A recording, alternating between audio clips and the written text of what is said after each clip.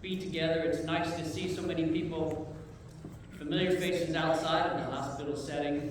We know that's a tough place to be, and whenever you're at the hospital setting, we know you're not always having the best day, or things aren't always going perfect. But I'm reminded all the time, and again, I apologize for those who don't know me. My name is Kelly.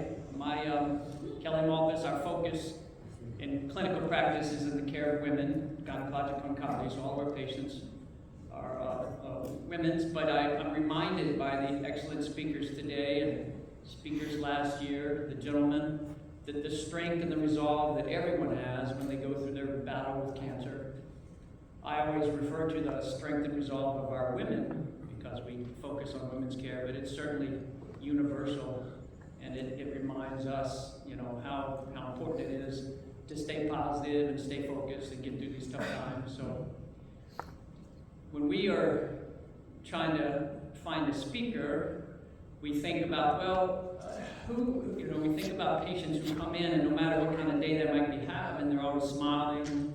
They're, wearing some upbeat theme on their t-shirt, and they're nice to everybody, and you're like, wow, if they can be so positive and so strong when they're having such a tough go of it, then that reminds us that we need to, kind of learn from that, take from that. But so thank you for those of you who spoke, fabulous, and I want to thank Brittany, whom you're going to meet here in a moment.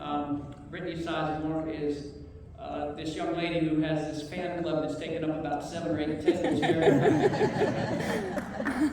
We met Brittany in early 2021, I think, thereabouts, and ever since we've known her, she comes in and she's always got a smile and she's always happy and she's uplifting everybody's spirits. And we said, well, and she was gracious enough to accept our invitation to say a few words today. So I would like for you to give a nice warm welcome to Brittany Sizemore.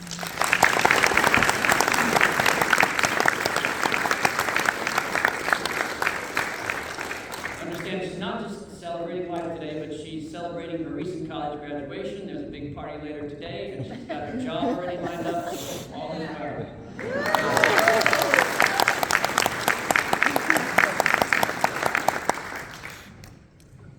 Thanks again, Dr. Malvis.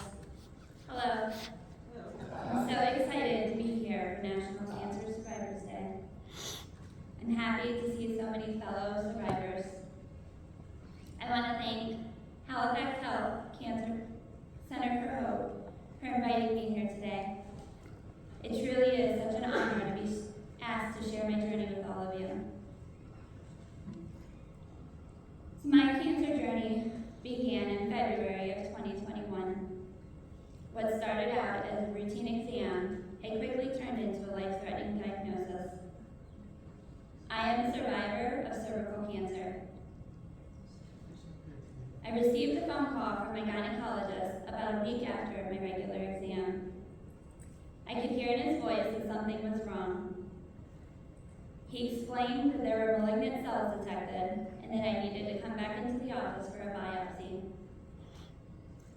I was only 33 years old, and honestly, I wasn't even sure what malignant cells meant. But I could sense this wasn't good. They rushed me in the very next day. Now, this is in the middle of the pandemic, when only the patient was allowed to be in the office. I was all alone, and I was so scared. During the procedure was the first time that I heard, "You have cancer." And then I had to learn to add those words into my vocabulary. After having my daughter in 2011, I chose to use the Nexplanon as a form of birth control. It lasts 3 years, so every 3 years, I went in for a new stick in my arm and my routine pap smear. I was told that for a healthy woman my age, paps only needed to be done once every 3 to 5 years.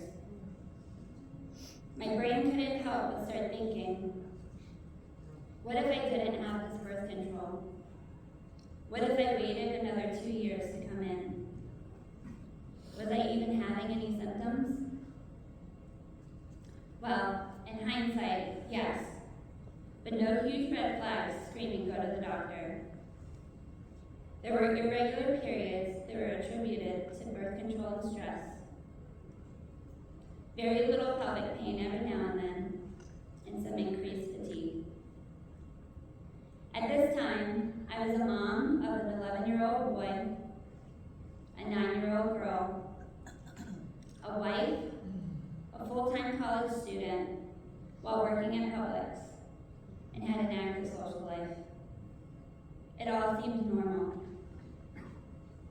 As I sat there with tears rolling down my face and fear taking over my entire body, Dr. Myers reassured me that he was going to send me to the very best doctors, and they were going to work diligently to keep me healthy. Not sure of an exact diagnosis yet, but knowing that my husband and I had already decided to not have any more kids, he said to me, maybe this could all be fixed with a hysterectomy. No more kids, no more periods, no more cancer. And that was the hope that I needed to help me accept this new reality. I was so scared.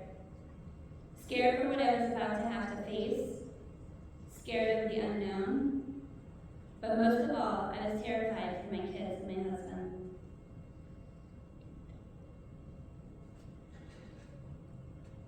I wish I could go back and comfort the girl that was hiding and breaking down in the shower,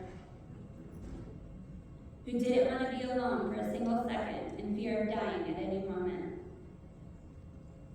I wish I could tell her to embrace all the feelings that she's experiencing, because they are all valid. I would tell her that the struggles are real and the lows are the lowest, but then things get better. That this is just one chapter of our story, and that there's so much more to come. It was 2 weeks later, after having a colposcopy, I was diagnosed stage 2B cervical cancer with lymphatic invasion. I walked into Halifax Health Center for Oncology, a place I would soon consider my home away from home. Donna's kind words and uplifting personality welcomed us with open arms. Karen and Dr. Malphus sat with us in a room as we navigated through all the options available to me. Dr. Malphus expressed what he felt was a perfect treatment plan that was tailored to my specific needs. Unfortunately, this meant it was going to be a much longer road than we were hoping for. This was a terrifying and overwhelming conversation. They provided me with compassionate care and clear communication. They answered my questions, and they gave us time to process all of this information.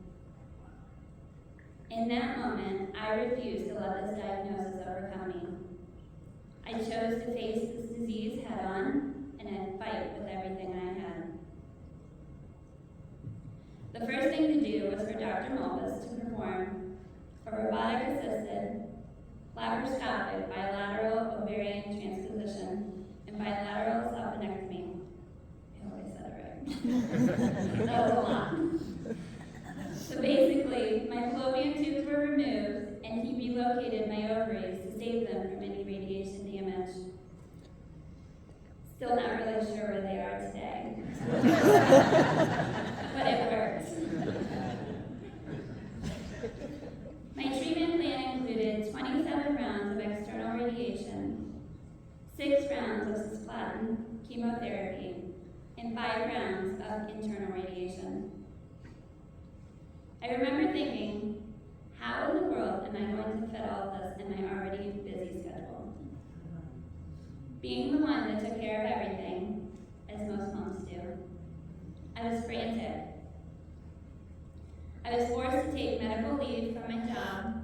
However, I did continue on with my education. My husband sat me down and said, "We got this. You need to just worry about winning this fight." My first treatment was in May.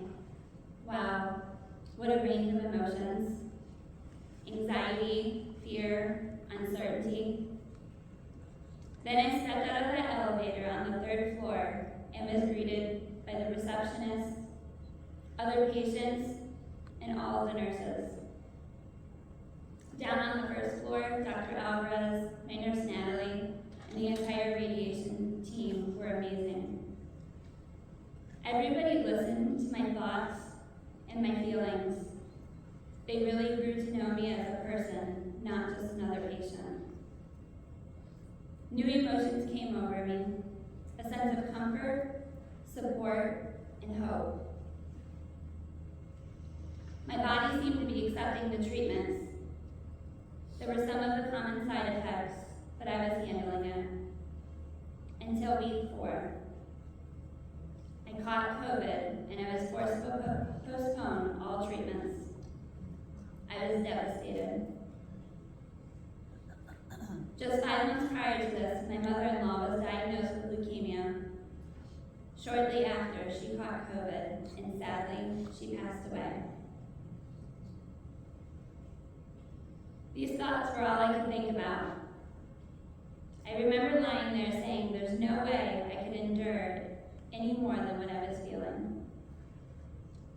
I couldn't imagine there would ever be light at the end of the tunnel. I was starting to lose hope and preparing myself to say some goodbyes. But that night, I found just enough strength in me to fight back, and I started to feel somewhat better. Dr. Mopus and Dr. Alvarez decided that with precaution, I could return to treatment. A couple more weeks went by, and I was getting tired. Just walking across my house left me winded. I was missing out on my kids' activities. Dressing myself was difficult. Showering was almost an impossible task to complete. There were so many days that I thought I had given it my all, and then there I was, getting up and going to treatment again. I would complain some, and some people would say, well, Brittany, call your doctor. I kept brushing it off, thinking, well, I do have cancer, I'm probably not going to feel good. It was the day before my daughter's 10th birthday. I was trying to get the house perfect, because cancer or not, the back porch needed to be pressure washed. Karen called me and she said that my blood work had come back and that they were concerned. They told me to go to the ER right away. I was checking into an extremely packed waiting room. They rushed me straight back. My heart sank. That is the one place that you never want to be rushed to the front of the line. I had scans, ultrasounds, and blood testing done. All my levels were dangerously low. Although I wasn't bleeding out, I was losing blood. I was angry. Angry that my body was failing me and that I had no control over it. That I was doing all the things that I was supposed to do, and yet there I was, lying in another hospital bed. I couldn't make sense of it, but I knew I had come too far to let this unforgiving disease win down.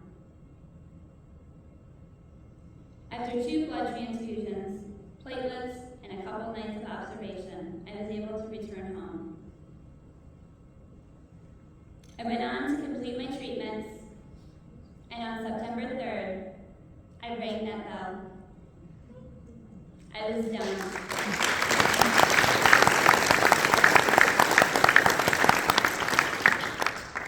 It was such an incredible moment that despite all the physical and emotional challenges, I never lost my determination. When treatments ended, I thought cancer would be a thing of my past, and that I would just get back to normal life. But I was lost. I was different. Cancer changed me in every way. Physically, mentally, and emotionally. The fact was, I had to create my new normal. Chemo and radiation had left me with lasting side effects. fatigue, neuropathy, chemo brain, and major scar tissue, to name a few. Physical therapy played a big role in giving me the quality of my life back. Things that seemed simple before were now giant obstacles. I remember there was one day I made my bed all on my own. I was so proud that I took a picture. It was another win for me because there were so many times I couldn't even get myself out of it. And that's what I focused on, the small victories. Each day I was gaining back a little more control of my life. Doing daily chores was exciting. I began working more hours at Publix, and I started my student teaching at the elementary school. I had fought my way back up to the top. My first scan after treatment was approaching in December. I felt like I was being diagnosed all over again. There was a ridiculous amount of stress and anxiety, wondering if it had all worked. Anxiety is a real thing that us survivors go through. It's the fear of recurrence. It's the fear of having to remember. I'm not sure that it will ever go away, but as time passes, it's getting easier. I love the quote, "Be okay with not knowing what might happen next, but know that whatever it is, you can handle it." This was by far the hardest thing I have ever done, but I did it. I am almost 2 years post-treatment with no cancer and feeling better than I ever have. I will continue to have my scans, and I vow to keep walking in wearing one of my many Stronger Than Cancer t-shirts. The saying, "You never know how strong you are until being strong is your only option," is so unbelievably real. The strength I've seen in myself has blown me away. So many moments tested my strength as well as my sanity. I've been angry, it has caused me tears, and a new level of anxiety. But there were also moments of encouragement and love. I want to take some time to thank some of you. To my medical team at Halifax, every receptionist, every tech, every nurse, Dr. Mulpus, Dr. Alvarez, and Sierra, there are no words to express my gratitude and appreciation for everything you've done for me during this journey. Selecting a treatment center is a crucial factor in any patient's successful recovery. You provided a patient-centered approach that focused on my every need. I will forever be grateful for your tireless effort, support, and exceptional care that you continue to provide me with.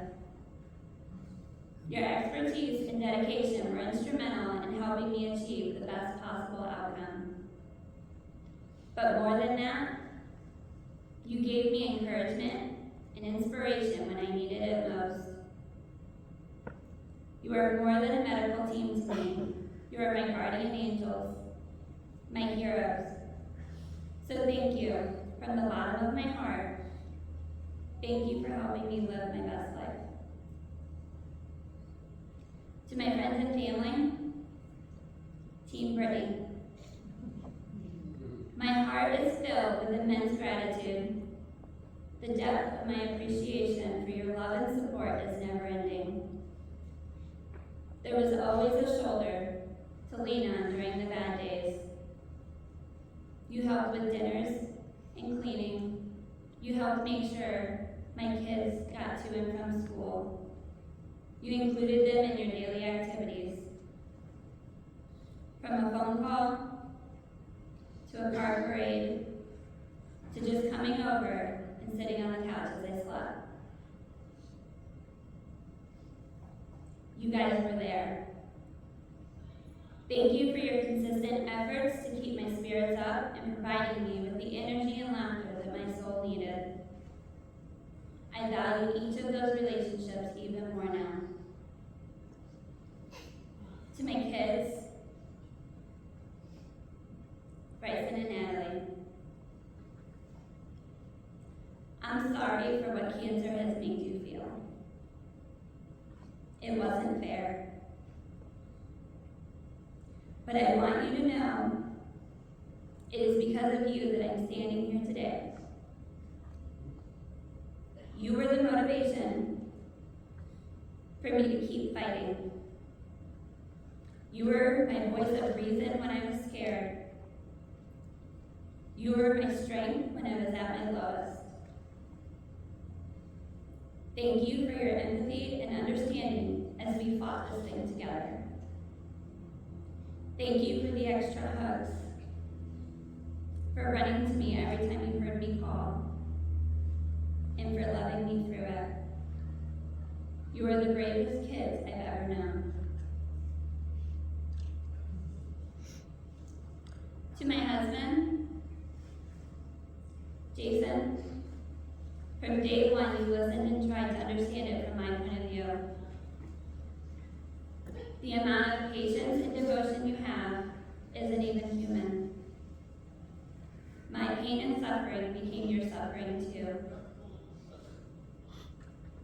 You made sure to try to move heaven and earth to ensure that I was comfortable and loved every step of the way. You never missed a doctor's visit. You cheered me on, rubbed my back, and held my hand. You always reminded me that the fight was worth it. Thank you for being the glue that held our family together. Thank you for loving me so unconditionally. In conclusion, I survived not because of heroic actions of my own, but because of all of you. I wouldn't have been able to beat cancer without each one of you being a part of my journey. I am not thankful for cancer, but I am thankful that I have built and grew many relationships. I am thankful that now I can find the positive in almost anything. Today, I am living proof that cancer diagnosis does not have to be the end of your story. I truly am living my best life. I graduated last week with a Bachelor of Science at the top of my class, and I will be teaching my very own group of third graders in the fall. My kids are thriving, and my husband and I were more in love today than we were 20 years ago. It's important to remember that cancer is not biased and can affect anyone, regardless of their background or circumstances. Make those uncomfortable appointments. Go get checked. And for those of you currently fighting, you are in my thoughts and prayers. Know that you never have to be alone. Go to Halifax and meet these amazing people. A positive mindset, the right medical team, and a strong support system made it possible for me to become a survivor. I had cancer, but cancer never had me. Thank you.